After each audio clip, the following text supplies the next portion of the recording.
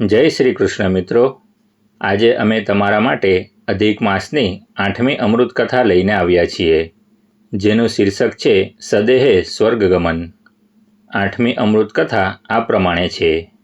પ્રભુ પટેલને પરમ કૃપાળુ પરમાત્માની પ્રસન્નતાથી 5 પુત્રો હતા। ધંધો ખેતીવાડીનો, એટલે ઘરનું ગાડું સારી રીતે ગબડતું હતું। પટેલ પુરુષોત્તમ ભગવાનને રોજ પૂજતા હતા, ભજતા હતા। ધર્મ ઉપર તેમને સારો ભાવ હતો। ધર્મનો મહિમા તે સમજતા હતા।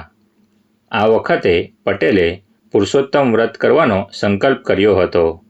અધિક માસ બેસતા તેમણે વ્રત આદર્યું। રોજ સ્નાન, ધ્યાન અને દાન કરવા લાગ્યા। આખો દિવસ પૂજાપાઠ કરવા લાગ્યા। રાતના સૂતી વખતે પણ પુરુષોત્તમ ભગવાનનું સ્મરણ કરતા હતા। પુરુષોત્તમ ભગવાન સાચા ભક્ત ઉપર ઝટ પ્રસન્ન થઈ જાય। પ્રભુ પટેલના વ્રત ધર્મથી તેઓ પ્રસન્ન થયા અને જુદા સ્વરૂપે પટેલના ઘરના ચોકમાં જ્યાં બાજરીનો ઢગલો પડ્યો હતો ત્યાં આવ્યા ને તેમની દિવ્ય દ્રષ્ટિ બાજરીના ઢગલા ઉપર પડતા જ બાજરાના બધા દાણા મોતીના દાણા બની ગયા।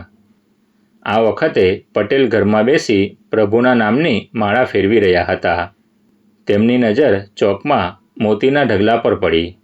ત્યાં એક માણસ ઊભો હતો અને તેની આસપાસ પ્રકાશનું વર્તુળ હતું। આથી પટેલ સમજી ગયા કે બાજરીના મોતી પુરુષોત્તમ પ્રભુ વગર કોણ બનાવે। તે તો બહાર દોડી આવ્યા ને પ્રભુના ચરણોમાં માથું ઢાળી દીધું। ભગવાને તેના માથે હાથ સ્થાપી કહ્યું, હે ભક્ત, તારી જે ઈચ્છા હોય તે કહે। હું તારી ભક્તિથી તારા પર અતિ પ્રસન્ન થયો છું। જે જોઈએ તે માગી લે। પ્રભુ પટેલ ઊભા થઈ ભગવાન સામે 2 હાથ જોડી કહેવા લાગ્યા, ભગવાન, આપે તો મારી માગણી પહેલાં જ મારા ઘરમાં મોતીનો વરસાદ વરસાવી દીધો, પરંતુ હું ધનમાલને ઈચ્છતો નથી। પ્રભુ, ઘણા વખતથી મને જીવતે જીવત સ્વર્ગપુરી જોવાની ઈચ્છા છે। તે જો પાર પાડો તો મારા મનખા દેહને સફળ થયેલો માનીશ। મારે વૈકુંઠ જોવું છે। પુરુષોત્તમ ભગવાને ભક્તની મહેચ્છા પૂર્ણ કરવા અંતરિક્ષમાંથી દિવ્ય વિમાન મંગાવ્યું ને તેમાં પ્રભુ પટેલને બેસાડી પોતે પણ બેઠા। તે વિમાન પળવારમાં વૈકુંઠમાં પહોંચી ગયું। પ્રભુ પટેલ તો વૈકુંઠની શોભા જોઈ મુગ્ધ બની ગયા। ત્યાં ગોલોક જોઈ પ્રસન્ન થયા। બ્રહ્મપુરીના દર્શનથી તેમનું હૃદય નાચી ઉઠ્યું અને જ્યારે ભગવાને પટેલને સોહામણી સ્વર્ગપુરી બતાવી ત્યારે તો પટેલ હરખથી નાચી ઉઠ્યા। આવી રીતે પટેલને એ બધું જોવાનો લાવો પણ મળ્યો। 7 દિવસમાં પ્રભુ પટેલે બધાય લોકની ને સર્વદેવપુરીના દર્શન કરી લીધા।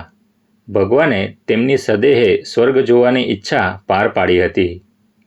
પ્રભુ પટેલ આમ સ્વર્ગપુરીમાં મહાલી રહ્યા હતા ત્યારે તેમના ઘેર તેમની પટલાણી ને 5 છોકરા તેમને ગાયબ થયેલા જોઈ મૂંઝાઈ ગયા હતા કે માળા ફેરવતા ફેરવતા પટેલ ગયા ક્યાં? પ્રભુ પટેલ તો સદેહે સ્વર્ગમાં મહાલવા ગયા હતા, તેની આ લોકોને શી ખબર? બધાએ પટેલની ચારે બાજુ તપાસ કરી, પરંતુ પૃથ્વીના પટ પર પ્રભુ પટેલ હોય તો પત્તો મળે ને। આખરે ગામના એક પંડિતે એમ કહ્યું કે પટેલ જો હયાત હશે તો 1 પખવાડિયામાં તમારી પાસે આવીને હાજર થઈ જશે। તે દરમિયાન ઘેર પાછા ન ફરે તો તેમના નામનું નાહી નાખી શ્રાદ્ધ ક્રિયા કરજો।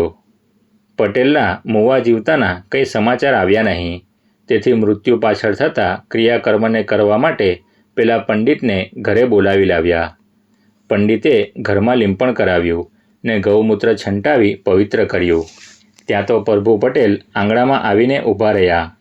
સ્વર્ગમાંથી દૈવી વિમાન તેમને ઘર આગળ ઉતારી ગયું હતું। પટેલે જોયું તો ઘરમાં મૃત્યુ પછીની ક્રિયા થઈ રહી હતી। પટેલને એકાએક આવેલા જોઈ પટલાણી દગાઈ ગઈ અને છોકરાઓ તો ભૂત ભૂત કહી રાડો પાડવા માંડ્યા। પેલો પંડિત પણ આશ્ચર્યમાં પડી ગયો હતો। પટેલે પંડિતને કહ્યું, મહારાજ, હું ભૂત નથી, પણ જીવતો જાગતો પ્રભુ પટેલ છું। આ તો પુરુષોત્તમ ભગવાન મારા પર પ્રસન્ન થઈને મને વૈકુંઠપુરીમાં લઈ ગયા હતા। મને સદેહે સ્વર્ગપુરીના દર્શન કરાવવા લઈ ગયા હતા। તમને વિશ્વાસ નહીં બેસે, પણ ભગવાન જાતે દૈવી વિમાન લઈને મને તેડવા આવ્યા હતા. પ્રભુ પટેલ, આપની વાત જો સાચી હોય તો અમને બધાને સ્વર્ગપુરી જોવાની ઈચ્છા છે. આપ જો ભગવાનને અરજ કરીને અમારી એ ઈચ્છા પૂરી કરો તો આપ સાચા. જો તેમ નહીં થાય તો આપ મરીને ભૂત થયા છો તેવું જાણી આપના મૃત્યુ પાછળની બધી ક્રિયાઓ કરીશું. પ્રભુ પટેલ પૂજાના ઓરડામાં ગયા અને પુરુષોત્તમ ભગવાનની છબી આગળ દીવો કરી અગરબત્તીનો ધૂપ કરી પ્રાર્થના કરવા માંડી. હે દીનાનાથ પુરુષોત્તમ પ્રભુ, હું સ્વર્ગની યાત્રા કરી આવ્યો તે વાત અહીં કોઈ માનતું નથી. તે બધા કહે છે કે અમને સદેહે સ્વર્ગપુરી દેખાડી આવો તો વાત સાચી માનીએ. આ વાત મારા હાથની નથી. શું આપ બધાને સ્વર્ગપુરી દેખાડશો?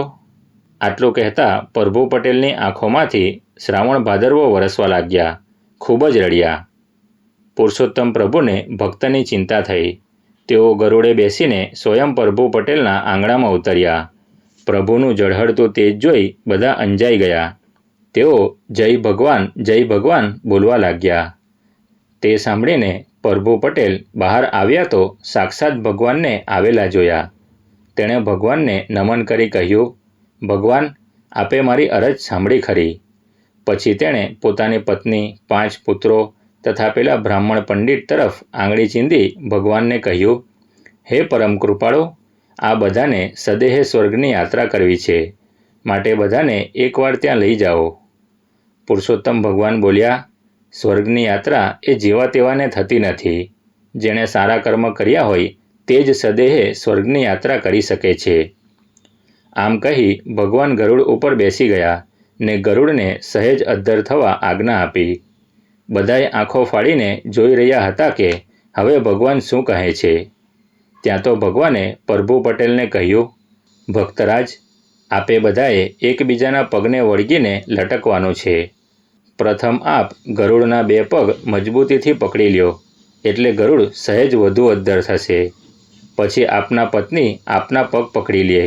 પછી આપના છોકરાઓ એકબીજાના પગને વળગે અને છેલ્લે બ્રાહ્મણ પંડિત છેલ્લા છોકરાના પગને વળગી રહે.